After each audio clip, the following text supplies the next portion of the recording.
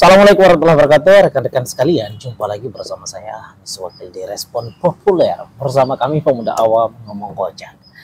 Mas Aman. Siap. Kembali lagi ya. Kembali lagi. Makasih. Siap. Sehat ya? Sehat. Dari rumah ke sini perjalanan sehat dan Sehat. lancar. Oh, alhamdulillah. Macet kagak? Tadi lumayan sih, ramai lancar. Oh gitu. Lancar ya? Padahal wilayah Jakarta loh, ya. Jakarta tuh kan tempatnya macet, tempatnya banjir, komplit lah, ya. Tapi aman, terkendali. Terkendali. Wah, Mas Ahmad, sebelum 2 hari ya, 2 hari sebelum 2 hari apa sehari ya? Sehari sebelum debat capres yang ketiga, kita memberi komentar menyangkut soal masalah perdebatan itu, ya sebetulnya. Dan kemudian perdebatan telah selesai hari ini, harus dong ngasih juga komentar menyangkut soal masalah ini. Nah, ini menarik berkaitan dengan debat kemarin yang saling menyerang antara satu sama yang lainnya ya. Ini sampai dahsyat loh, sampai mendapat respon dari presiden, ya kan? Presiden lalu memberi komentar, ini luar biasa. Anies yang menyerang Menhan, Prabowo, gitu ya, yang mengomentari, yang menjawab langsung itu adalah presiden. Wah, ngeri. Katanya yang diserang jangan personality atau jangan pribadinya Prabowo. Tapi yang diserang itu adalah gagasannya kan. Yang harus diserang itu adalah tentang visi misinya. Jadi jangan serang tentang pribadinya. Ini gimana nih Mas Ahmad? Sepakat enggak kira-kira? Itu dibilang pribadi enggak juga sih. Bukan ya? Iya. Sebetulnya bukan pribadi karena memang berkaitan dengan posisi jabatan publik dia kan. Iya betul. Yes. Itu. Apalagi kan 2019 Pak Jokowi juga menyampaikan hal yang serupa. Jadi wajar-wajar aja kalau Anies menyebutkan itu, menanyakan soal itu. Tapi kalau case-nya itu adalah berkaitan dengan lahan itu. Dengan lahan itu, itu yang kalau nggak salah kemarin Pak Jokowi tanggap itu juga. Tapi kemarin debatnya itu cukup menarik sih kalau kita ikuti dari sesi pertama sampai terakhir. Ya. Bisa merubah situasi ataukah merubah seseorang untuk hak pilihnya. Oke. Jadi mampu untuk mempengaruhi orang ya, memberi suara mereka gitu kan. Ya, oke. Tapi sepertinya dalam perdebatan kemarin yang cukup mendominasi itu adalah justru Pak Ganjar gitu ya. Jadi Pak Ganjar tidak hanya saja berperang dalam konteks dia mendamaikan suasana kebatinan antara Prabowo dengan Anies, tetapi juga berperang penting di dalamnya dengan tetap konsentrasi pada visi misi yang disampaikan. Itu menarik saya kira. Memang seharusnya begitu. Dan Prabowo pada setelah perdebatan itu kan dikritik juga gitu. Karena ya kan? Ya. Karena dia orang masih punya waktu untuk menyampaikan tapi dia batasi. Tapi justru menarik apa yang disampaikan oleh Prabowo yang mengkat perbincangannya Ganjar itu, kata Ganjar, seharusnya debat itu seperti ini. Seperti dia dengan Prabowo itu kan. Harusnya sih debat. Tapi kan mekanismenya nggak seperti itu. Betul, mekanismenya tidak seperti itu. Tapi kita masih punya 2 tersisa ya. Perdebatan. Ya, wapres sekali. Ya, wapres sekali sama dua-duanya. Gitu. Nah, jadi memang tinggal 2 kali lagi ini memang kita harapkan adalah bisa dijadikan sebagai sarana untuk semua visi misi, konsep besar mereka di dalam mencalonkan diri sebagai calon kepala negara ini bisa tersampaikan lewat forum itu. Ya, itu yang kita harapkan. Betul ya? Apalagi kemarin kan Pak Ganjar itu menyampaikan semua terkait itu data yang disampaikan. Tapi yang Pak Prabowo jawab ini, dia membantah ini tidak dengan data. Itu yang setelah itu Pak Ganjar sampaikan bahwa kalau tidak sanggup debat ya udah nggak usah debat. Wah, menarik juga itu. Ya menarik. Terus ada lagi, begitu setelahnya itu kan dibuat heboh juga dengan data yang kemudian disampaikan oleh Pak Anies Baswedan itu menyangkut dana yang dikelola oleh Kemenhan, yang disebutkan 700 triliun lebih. Ya kan? Selain itu juga yang disampaikan terkait dengan PT TMI itu. PT TMI. Itu kalau saya nggak salah, mungkin bisa direvisi kalau saya salah sebut ya. Itu kalau nggak salah itu isinya itu orang-orang Gerindra semua, Pak. Di PT TMI. Iya. Oke. Tapi begini, yang mau ingin kita bicara soal masalah yang disampaikan oleh Pak Anies menyangkut data 700 triliun itu. Itu kan dibalas juga komentarnya oleh Daniel Azhar ya, Daniel Azhar.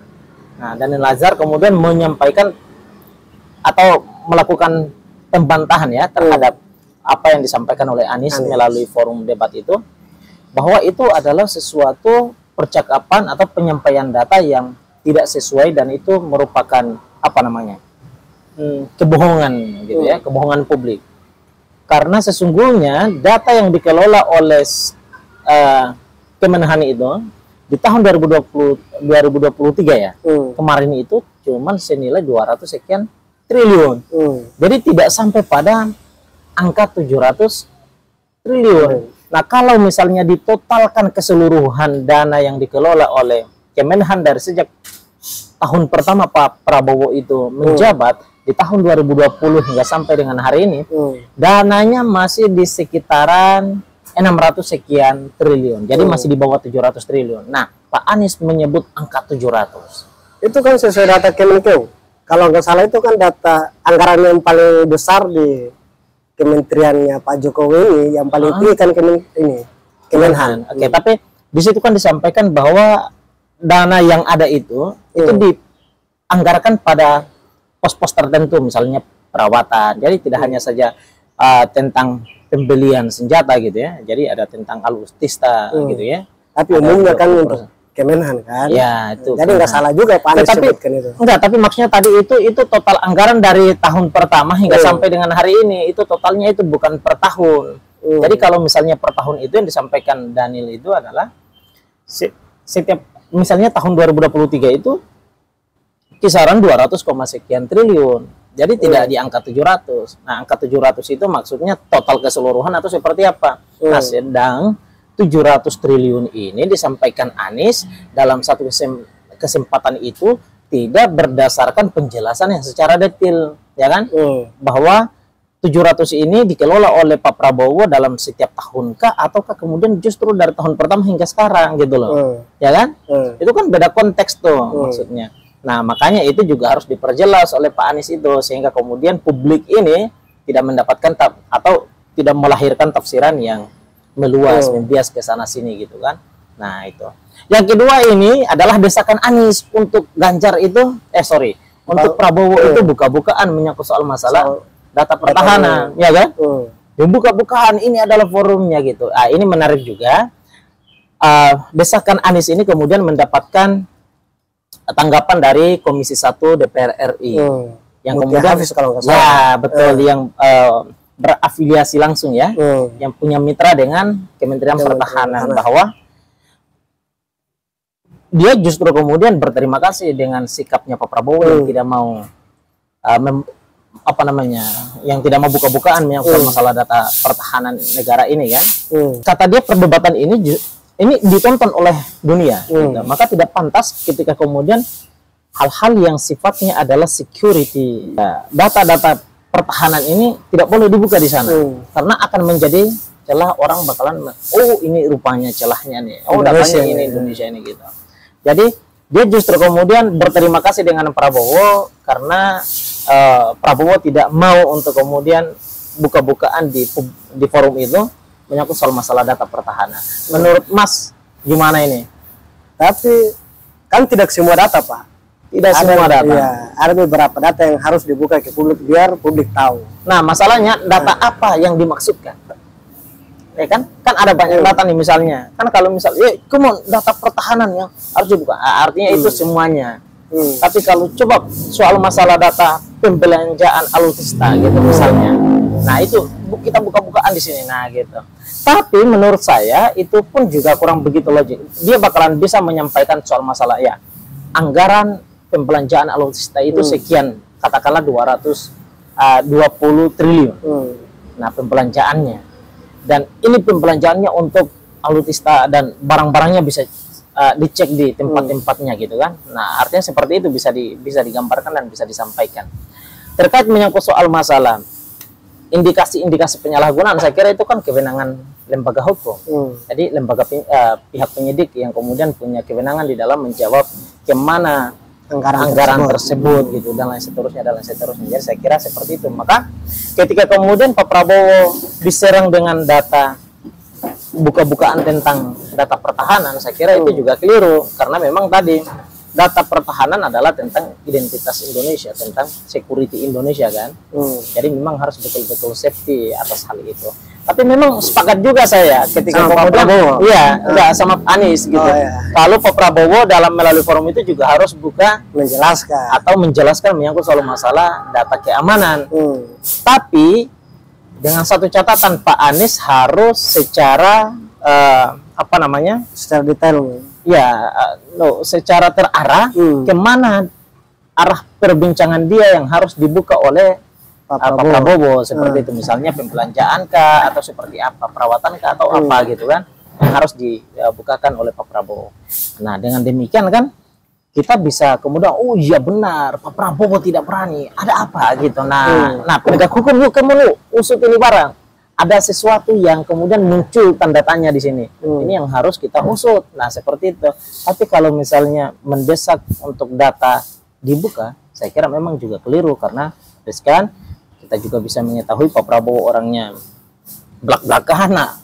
Ya, barangkali emosionalnya tinggi, memungkinkan sekali untuk bisa membuka di situ. Tapi tadi sebagaimana perkataannya si Mutia ya, bahwa Pak Prabowo ya cukup konsisten untuk mempertahankan data-data tersebut. Nah, Mas, ini saya bicara bukan sebagai Prabowo bukan. Tapi debat kemarin itu Pak Prabowo santai dia. Pak Prabowo santai dan gimana? Dia menanggapi juga dengan santai. Kebanyakan terpukul, Pak. Dapat serangan dari kiri dari awal. Iya, diserang dari kiri semua, Pak. Ganjar sama Anies. Yang bikin dia itu terpukul banyak adalah pertama dia itu kebanyakan sepakat dengan pendapatnya Ganjar. Nah, pada akhirnya Ganjar justru kemudian tidak sependapat pula dengan dia, malah justru dihantam oleh Ganjar kan. Bisa nih. Nah, itu ini menarik.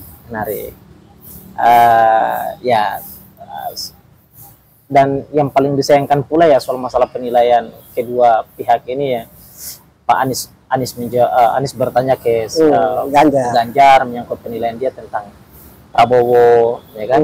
Bahkan oleh dia sendiri itu diberi ke Pak Prabowo itu angka berapa? 11 dari 100. 11 dari 100 itu luar biasa gitu.